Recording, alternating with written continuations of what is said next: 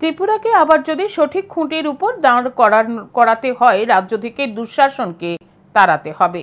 রবিবার তেলিয়ামুড়ার বাম যুবদের সমাবেশে একথা বললেন সিপিএম পলিটব্যুরো সদস্য জিতেন চৌধুরী।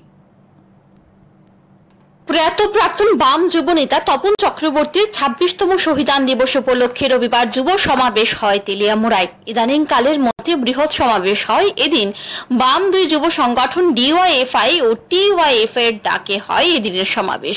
এদিন সমাবেশ শুরুর আগে ত্রিশাবাড়ি রেল স্টেশনের সামনে থেকে বের হয় বিশাল যুব র্যালি। বিভিন্ন পথ পরিক্রমা করে জাতীয় সড়ক ধরে তেলিয়ামুড়া শহর পরিক্রমা করে। সমাবেশে উপস্থিত ছিলেন বিরোধী দলনেতা জিতেন চৌধুরী। তিনি আলোচনা করতে গিয়ে রাজ্যের বর্তমান পরিস্থিতি তুলে ধরেন।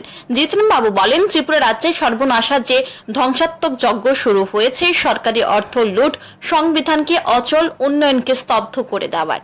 তাই ত্রিপুরাকে আবার যদি সঠিক খুঁটির উপর দাঁড় করাতে হয়, রাজ্য থেকে দুঃশাসনকে তাড়াতে হবে।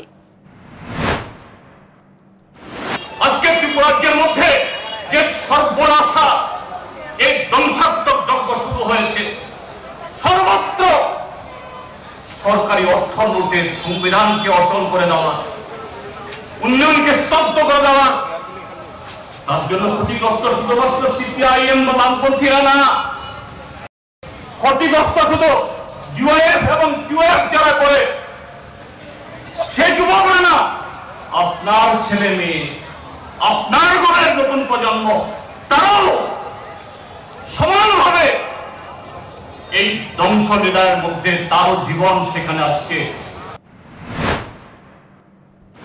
এদিকে এদিন সমাবেশে আলোচনা করেন প্রাক্তন মুখ্যমন্ত্রী মানিক সরকারও। তিনি বলেন, কাপুরুষরা অন্ধকারে মুখ ঢেকে তপন চক্রবর্তীকে হত্যা করেছিল। কল্যাণপুর, দ্বারিকাপুর এবং নদীর ওই পার ট্রাইবেল, নন ট্রাইবেল, বিশ্ব জনবসতির এলাকা, এই এলাকাটাতে অশান্তির সৃষ্টির যে চেষ্টা করছে, পারছে না, এটা করা সহজ হবে। তারা সুযোগের জন্য অপেক্ষা করছিল। সেই সুযোগ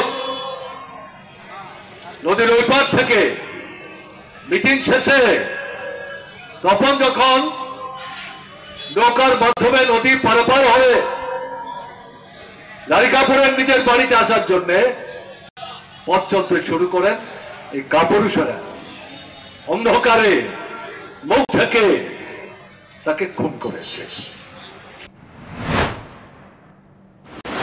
এদিন সমাবেশে এছাড়াও উপস্থিত ছিলেন সিপিএম নেতা পবিত্র কর, বিধায়ক নির্মল বিশ্বাস, বামপন্থী যুব সংগঠনের নেতৃত্ব নবারুণ দেব, পলাশ ভৌমিক, কুমুদ দেববর্মা সহ বিভিন্ন স্তরের বামপন্থী নেতৃত্ব।